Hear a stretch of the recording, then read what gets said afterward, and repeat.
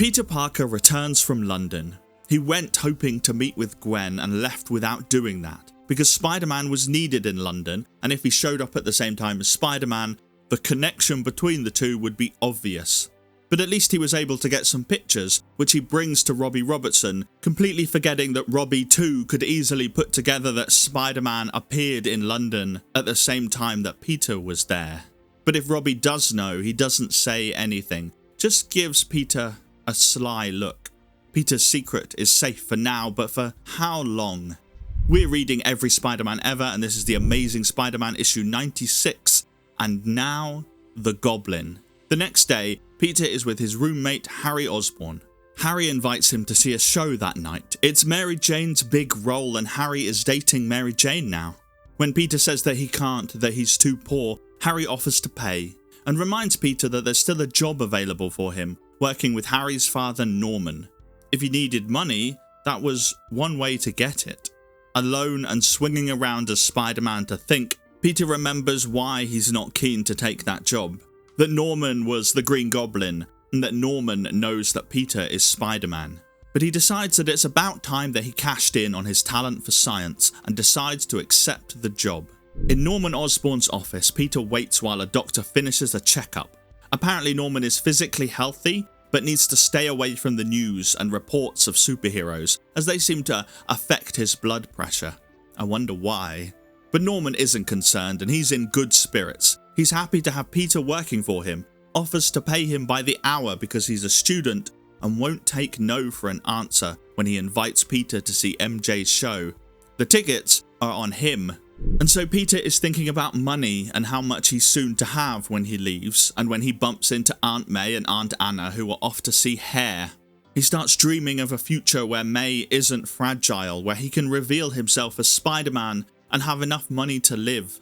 His dreams are interrupted by sirens, and so he ducks into an alley and becomes Spider-Man again, and chases the noise. He finds the police responding to a drug addict, who is both high on drugs and high atop a building. The man thinks that he can fly, and so he leaps, but Spider-Man is there to swing and catch him. The police are able to revive the man with some mouth-to-mouth resuscitation, and Spider-Man swings away, thinking about how bad the drug problem is, about how he risks his life as Spidey all the time, but that's nothing compared to the risk of taking drugs. Back in his civilian gear, Peter meets up outside the theatre with all his friends. Apparently, the venue used to be owned by Norman, and Harry is excited to have everyone come to see his girlfriend's show. Mary Jane, though, the girlfriend in question, is more interested in flirting with Peter than paying Harry any attention, and Harry is not enjoying that at all. To make tensions worse, Randy Robertson arrives, annoyed about drugs and the way that everyone assumes it's a black problem, when it's simply that they're the easier victims. Drugs are everyone's problem. When he looks at Norman Osborn as he says this, Norman gets defensive, saying that it's not his fault, that he works hard for his money, but Randy counters that everyone works hard for their money, and that with the privilege that Norman has some responsibility to help with wealth inequality and with drugs. You know, a time when comics were famously not political. But it's time for the show, and after MJ personally shows Peter to his seat, she performs in front of a captivated audience. Everyone is focused on her except Norman Osborn, who suddenly becomes pale. There's something about this place that doesn't sit right, and his concern makes Peter's spider sense go off. So Peter decides to keep an eye on his friend's dad, and notices that Norman wants to open a specific door. When the show is over and the crowd begins to leave, Peter stays behind while Harry and MJ head home. Norman has also stayed behind, and he subconsciously walks back to that door, with memories flooding back to him.